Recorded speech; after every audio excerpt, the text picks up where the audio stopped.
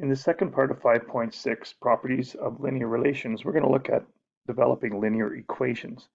So if we take a look at this first graph, okay, we have the line, and it's a car rental cost, and our independent variable again is distance, dependent is cost, and our rate of change we found at the change in the dependent variable was 20, and the independent variable was 100. So my rate of change we found to be 20 over 100, which could be 0.2 if we thought of it as a decimal. Okay, so to develop the equation, okay, so we want to figure out the equation for the cost. We start with C because C is my Y, my dependent variable. It's cost. So I start with C is equal to, and this number right here is my rate of change. So it's my rate of change times D, which is the distance, plus this 60 is actually where the graph crosses the y-axis.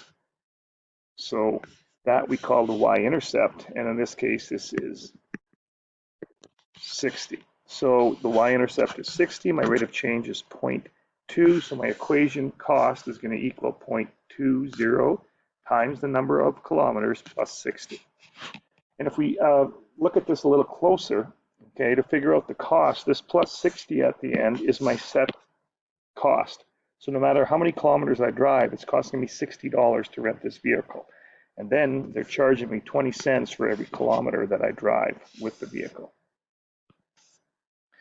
So we want to create a graph from an equation. Now there's a couple strategies we can do. Number one, we can set up a table of values with the independent on the left, the dependent on the right, choose a few x or independent values and solve for the associated y values.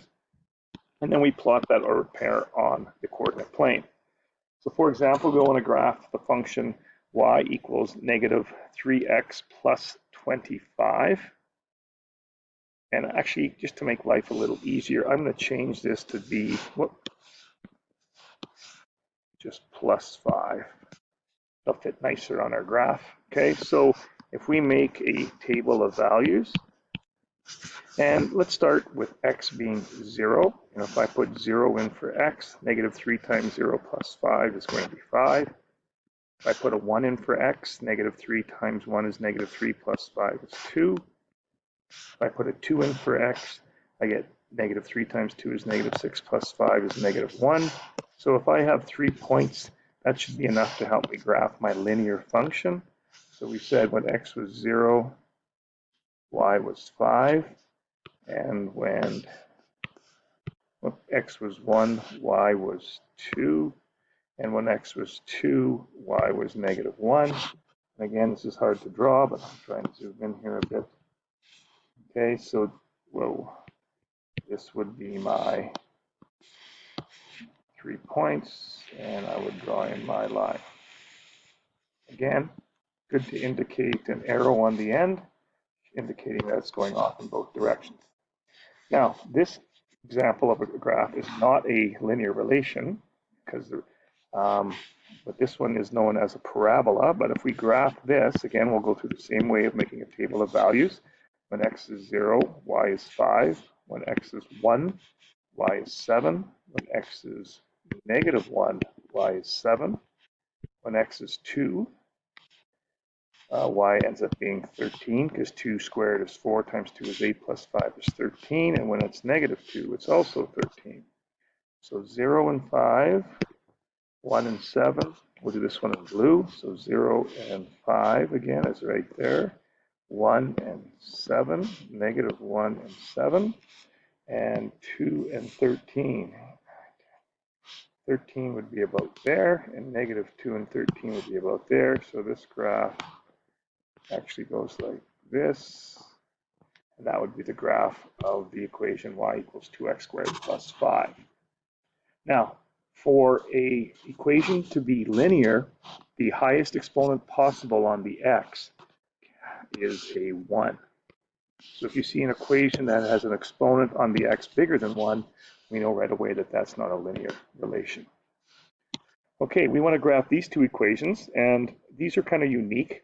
Okay, these are both linear lines or linear relations. Okay, in this graph, this is really like having y equals a 0 rate of change for x plus 5, and y equals 5 is just going to be a constant. We call that a constant function, and all it is a horizontal line at y equals 5. So no matter what x is, y is 5.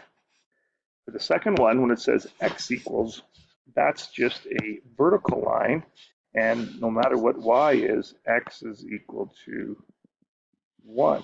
So that's going to be a vertical line. Now, some people often get confused with what a vertical line or horizontal line, what their equation is, and I use an acronym called HOIVUX. And what HOIVUX stands for is a horizontal line has a slope of 0, and its equation is y equals some number. V stands for a vertical line, and it has a slope that is undefined. And why is it undefined? Well, if we look back at our vertical line here, there is no change in the independent variable. So there could be a change in the dependent variable, and since the independent variable is 0, you're really dividing by 0, which is undefined. And the equation of a vertical line is x equals some number. Okay, let's take a look at the next example. It says, which relation is linear? Justify your answer. A new car is purchased for $24,000. Every year, the value of the car decreases by 15%. The value is related to time. Now, is this a linear relation? Well, if we make a quick table of values here, we'll see right away. So we have time and we have value. So at time 0, it is worth $24,000. And at time 1, it depreciates by 15%. So that if we take 24,000 and we times it by 0.85, that means the 24,000 times 0.85, that means after 1 year, the vehicle is worth 20,400. And after another year, I'm going to times 20,400 by 0.85, which will reduce it to 17,340. So you notice here, my rate of change would be 24,000 minus 20,400, which would be 3,600. And my rate of change here, 20,400 minus 17,340 would be 3,060. So right away we can see my change in my value is not a constant change, so this would not be a linear relation. For part B, it says a service call, an electrician charges 75% plus $50 for each hour he works. The total cost of a service is related to time. So again, if we take a look at time and the cost, for 0, it's 75. For 1, I have to add $50 to 75, it would be 125. For 2, it would be 175. So again, you can see we have a constant rate change of plus 50, plus 50. This here is plus 1, going from 0 to 1, and 0 to 1 to 2. So this would be considered a linear relation. And if we wanted to find the cost equation, again, my constant value is 75. So it's $75 for the service call. And my rate of change is $50 per hour. So it's going to be 50 times H. And there would be the equation for my cost of my total service call. Okay, in this example, we are asked to identify the independent and dependent variables and then determine the rate of change of each and describe what it represents. So my independent for both graphs is time, and my dependent for both are volume. Okay.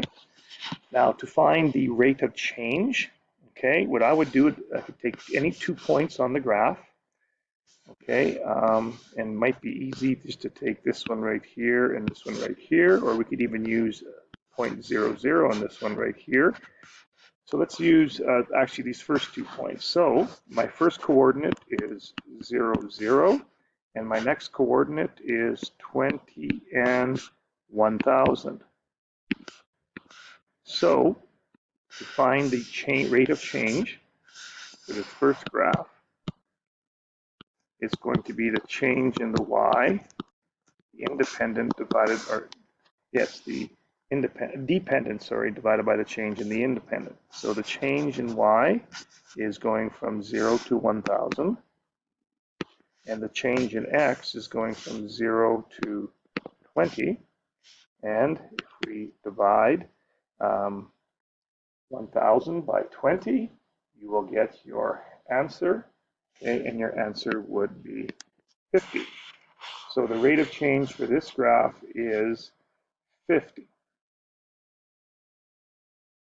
Okay, so if we take a look at our second graph, okay, I'm going to take 2 points again, and I'm going to use this point right here, which is the point 40 and 2,000. And this point right here is 60 and 0. So my change in the y direction for my rate of change is going to equal, I'm going from 2,000 down to 0. And my rate of change in my time is going from 40 to 60, which is 20. And if we take 2,000 and we divide that by 20, we are going to get a value of 100. Now, because this is decreasing as I go, since the volume is decreasing over time, this is actually going to be a negative value. So my answer is negative 100. Okay, and that is because the graph is going downhill from left to right. If the graph is going uphill from left to right, like in the first graph, my rate of change would be positive. Now, there's another way we could have found the rate of change, and that's using the formula y2 minus y1 over x2 minus x1. And I'll just show that with our second example. Again, rate of change is equal to y2 minus y1 over x2 minus x1. And our points again were 40 and 2,000 was my first point. And my second point was 60 and 0. So if I call this x1, y1, this would be x2, y2. And the nice thing about using the equation, I'm going to have 0 for y2 minus 2,000 for y1 over 60 minus 40. 0 minus 2,000 is negative 2,000 over 20, which equals negative 100. And the negative will just appear in the formula when you plug the numbers in correctly. Now, it's very important when you're using this formula. If you choose this for y2, this has to be x2. Okay, let's take a look. I guess that's the end of the lesson. So there's your assignment. There's also a handout you'll get as well. So feel free to try those. And again, if you have any questions, please check the answers on the webpage.